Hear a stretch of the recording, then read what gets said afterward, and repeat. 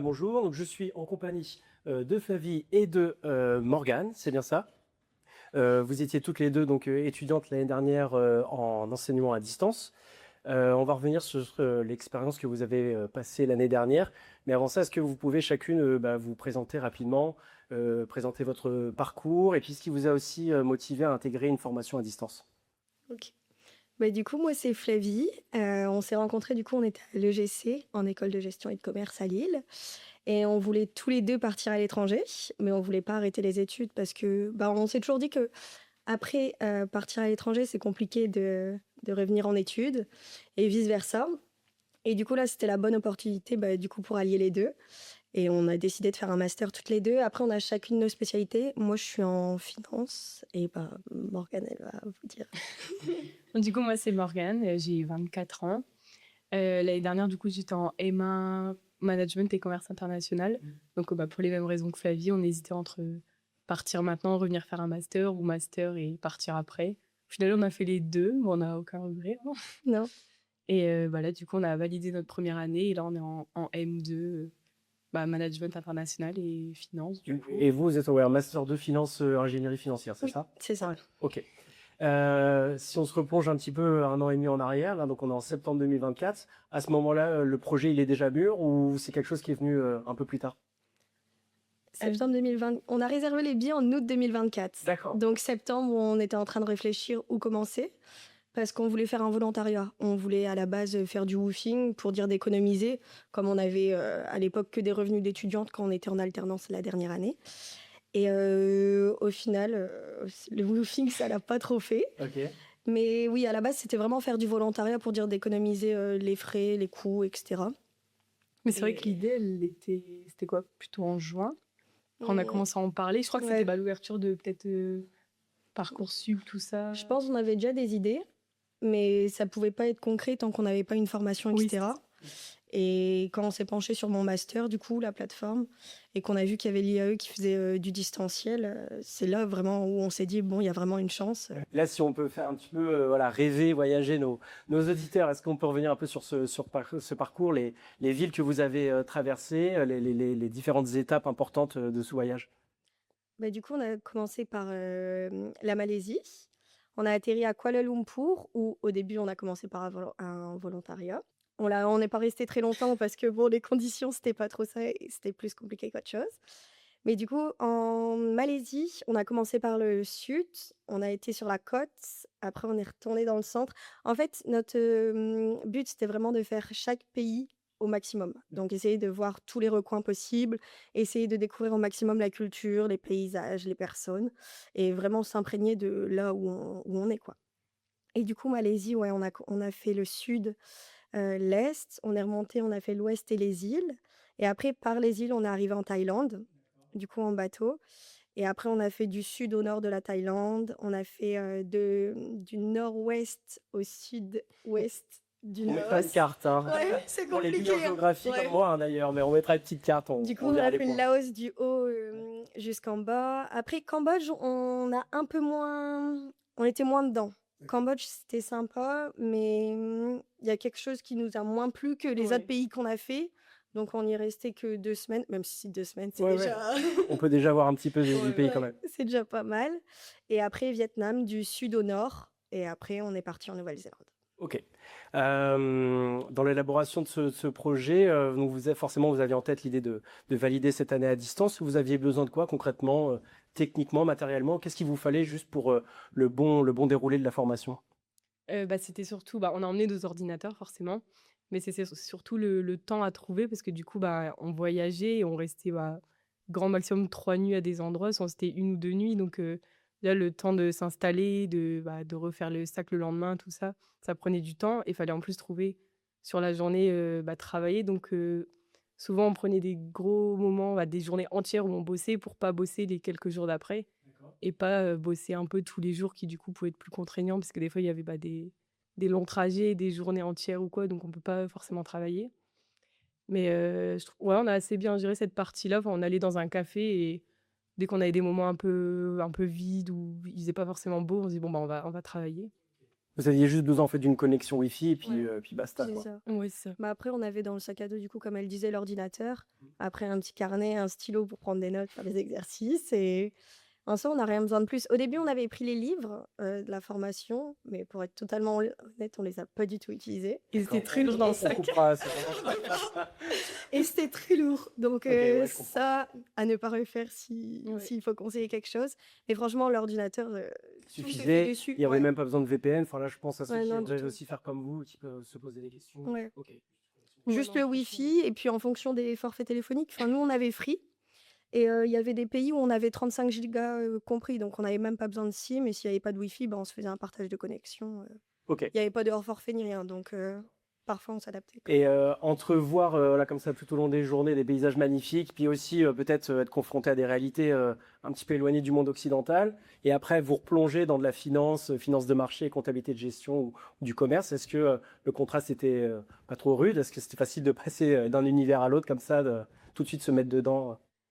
Bah, je trouve que c'était pas si compliqué parce qu'au final, on sait qu'on doit le faire. On est parti en sachant qu'on aurait à concilier les 2. Donc forcément, on a une partie voyage et on sait aussi, bah, avec les devoirs à rendre, tout ça, on a aussi une partie de, bah, faut que je travaille. Donc si on travaille pas, on n'a pas la conscience tranquille non plus. Donc quand on travaillait, on se disait: «Bon, bah, comme ça, demain, on profite et on peut visiter tout ça». Donc c'est vrai que c'était naturel, hein, c'était pas si Ouais. franchement, ça allait, ouais. Après, entre ce qu'on voyait à l'extérieur, donc parfois il y a des populations plus pauvres, etc. Donc ça, c'est sûr que ça fait mal au cœur. Mais partout où on a été, enfin, il y avait des différences, mais pas des différences comme, enfin, peut-être en Inde. Moi, je vois beaucoup les bidonvilles en Inde, et ça, je trouve que la différence est beaucoup plus grande et vaste. Mais nous, on n'a pas eu trop cette réalité. C'est sûr qu'ils vivent pas de la même manière, mais ils vivent dans leur confort à eux. Et en soi, on essayait de s'adapter aussi à eux. Enfin, on dormait chez l'habitant, donc on demandait rien, on mangeait comme eux, et on s'adaptait comme on pouvait, juste à côté. Bon, bah, on savait qu'on devait faire la part des choses et retourner sur nos cours le lendemain, quoi. Ok. Quand on organise comme ça un voyage sur plusieurs mois, je pense que ça génère déjà de base des moments de stress ou de doute, mais encore plus avec, je dirais, cette injonction, comme vous disiez, de valider votre année. Parce que derrière, bon, on ne va pas se cacher, il y a un financement, voilà, ça a un coût. Donc, est-ce que ça vous a rajouté du stress supplémentaire? Est-ce que vous avez vraiment traversé des périodes de doute un moment dans l'année ou pas du tout? Moi, je dirais les moments où il y a eu le plus de doutes, c'était surtout pour trouver l'endroit où on allait passer nos examens. Parce que du coup, on bougeait assez souvent, donc on savait pas où on allait être à cette période-là. On avait en tête d'être en Nouvelle-Zélande, pour les mars, les premiers examens, mais c'est vrai que du coup, il fallait faire, le visa de Nouvelle-Zélande qui est pas simple non plus à avoir. Fallait faire, on a fait une radio des poumons Ouais. parce que, enfin, il y a beaucoup de C'est parce documents qu'on était dans demandés. des pays à risque juste avant. Enfin, Ouais. quand on vient de France directement, il n'y a pas de souci. Ouais. Mais nous, du coup, comme on a fait l'Asie et que c'est considéré comme des pays à risque pour la Nouvelle-Zélande, on a dû aller à Bangkok faire des rayons X pour les poumons, Le jour etc. de Noël. Ouais, le jour de Noël.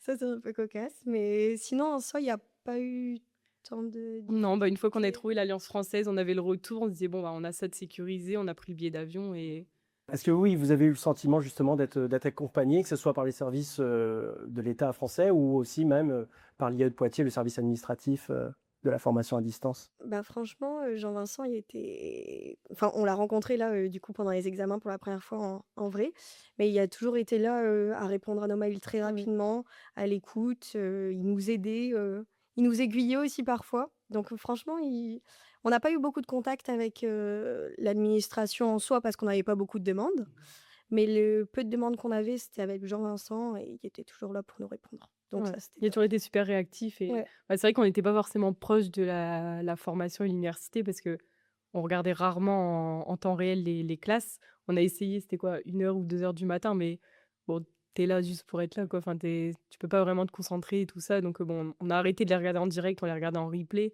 mais forcément, tu te sens un peu plus éloigné de la classe, de la formation, tout ça.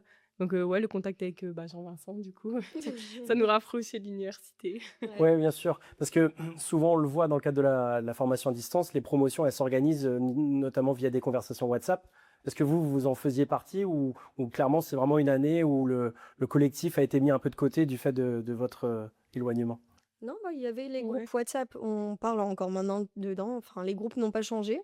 Mais c'est vrai que pour être mis dans le groupe, souvent ils le font au regroupement d'octobre et du coup, bah, on n'avait pas été mises dedans. Ouais. Ça a été, bah, un peu plus tard quand quand on envoie les numéros et on est ajouté, mais Non, franchement, ça a été. Ouais. Et puis du coup, dedans, il y avait les conversations, on s'entraidait. Enfin, même s'il y avait les fuseaux horaires qui nous décalaient de la France, en dehors de ça, on répondait quand on pouvait et eux, ils nous répondaient de la même manière. Et ça a aidé dans tous les cas, quoi. D'accord. Donc le voyage a duré combien de temps au total?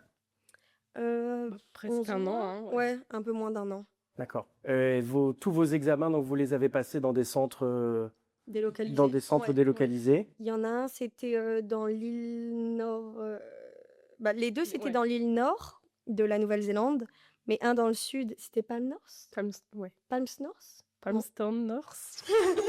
C'est très compliqué. Ça s'affiche à l'écran, et Ouais. ça ira très bien. Pendant l'afficher. C'est vraiment une toute petite ville. Ouais. Il y a pas C'était grand-chose. vraiment Ouais, perdu. mais c'est intéressant, C'était- c'est aussi que même dans des endroits, des contrées les plus reculées, il y a aussi la possibilité de passer vos examens, quoi. Ouais, Ça, c'est ouais. quand même assez prodigieux. Ouais. Et du coup, les premiers, c'était là-bas en mars l'année passée, en 2025.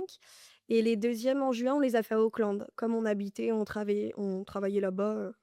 C'était plus simple pour nous de les faire directement dans la ville. Ouais. On n'avait pas osé la première fois réserver à Auckland parce que on venait en Nouvelle-Zélande pour travailler, donc on s'est dit si on trouve pas Auckland, on va bouger. Enfin, on savait pas du tout où on allait être, donc on s'est dit on va prendre ce qu'on trouve. Et au final, le plus pratique c'était Auckland, mais on savait pas à l'avance où on allait être à ce moment-là. Ouais. Et avec cet agenda bien chargé que vous aviez, est-ce qu'il y a eu des répercussions sur les notes ou globalement, est-ce que vous en êtes bien sorti? Franchement, Déjà, vous êtes en Master 2. Ouais, on Ouais. est là, C'est donc c'est que une ça a été invitation. au on final. a passé Ouais. le cap. L'année a été validée. Ouais. Non, mais franchement, ça allait. On a toujours été très motivés dans la vie. On a toujours fait beaucoup de choses en même temps et très productives. Et du coup, là, c'était juste une question d'emploi du temps et d'organisation. On travaillait, du coup, la journée. On avait 2 jobs. Il y en avait un, c'était du lundi au mercredi. On était vendeuse dans une boutique de souvenirs. Ouais. Et on se répartissait entre nous deux les 3 jours. Et les 4 jours restants, du coup, du jeudi au dimanche, on était serveuse dans un rooftop. Mais après, là-bas, les journées sont très longues. Donc, quand on était serveuse, c'était de midi à minuit. Donc, on avait des grosses journées. Ouais, c'était Ouais. grosses journées, mais du coup, c'est des grosses journées de repos aussi. Donc, c'est. Et c'est là où on prend l'importance, on se rend compte de l'importance d'être à deux, j'imagine, quoi. Ouais. Seul, ça aurait peut-être pas été la Ouais. même expérience, quoi. Ouais. Donc, est-ce qu'il y en avait une qui poussait un peu plus l'autre ou qui entraînait un peu plus l'autre en termes de motivation ou vous étiez toutes les deux alignées là-dessus? Je pense que pour ça, on a un peu le même caractère, mais c'est vrai qu'il y a peut-être un moment où il y en a une qui va être démotivée, l'autre va la remotiver, et inversement. Il n'y en a jamais une qui est tirée par l'autre, mais c'est plus à des moments différents où si on est plus fatigué, on va peut-être avoir moins de motivation. Mais c'est vrai qu'on en a pas mal parlé. Si on avait été toute seule, ça aurait pas du tout eu le. Le même impact. Ouais, c'est clair. Est-ce que on va arriver à la fin de ce podcast? Est-ce que vous recommanderiez cette expérience-là de faire du e-learning comme ça, du distance learning, mais en plus dans un pays étranger? Ah, totalement. Je pense que oui, mais il faut être conscient aussi que ça demande beaucoup d'investissement et d'être vachement régulier parce que il y a personne qui va te forcer à bosser. Il y a juste les examens à la fin qui doivent motiver. Il faut quand même essayer de se mettre un rythme, de s'imposer. Des fois, je pense qu'on n'a jamais vraiment pas visité pour réviser. J'ai l'impression qu'on le faisait quand même sur les journées où on pouvait. On n'a jamais sacrifié vraiment le voyage pour ça. Mais il faut quand même partir en sachant que c'est pas des vacances, quoi. Bon, là, vous venez de terminer vos examens. Est-ce qu'il va y en avoir d'autres? Oui, il va y en avoir d'autres au mois de juin. Ouais. Vous revenez sur Poitiers? Ouais, Ok. ouais. Ok, bon, vous êtes confiante pour cette année? Ça devrait le faire. Ça l'a fait Ouais. l'année passée. Ouais, Pourquoi c'est ça le ce qu'on ferait se pas dit. cette année? Il n'y a pas de raison. Et il y a d'autres projets de voyage en cours ou vous faites une pause? On aimerait toutes les deux, mais là, nos conditions sont pas réunies, Les ouais. conditions sont pas réunies. On a des vies personnelles qui ont changé. Donc, à voir Ouais, puis on est l'avenir, sur la mais- fin de master, donc on se dit après, en théorie, il faut trouver un travail. Donc Ouais, il n'y a la plus vie d'études à active. distance à faire. Bon, en tout cas, le 28 novembre, c'est notre remise des diplômes. Donc voilà, j'espère de tout cœur vous revoir sur scène. Ouais, on se demandait la date justement, mais Et ben voilà, vous l'avez. C'est Parfait. ça, on est- Parfait. Bon, Morgane, Flavie, merci pour votre temps. Et puis, je vous souhaite le meilleur pour la suite. Merci à vous. merci à vous.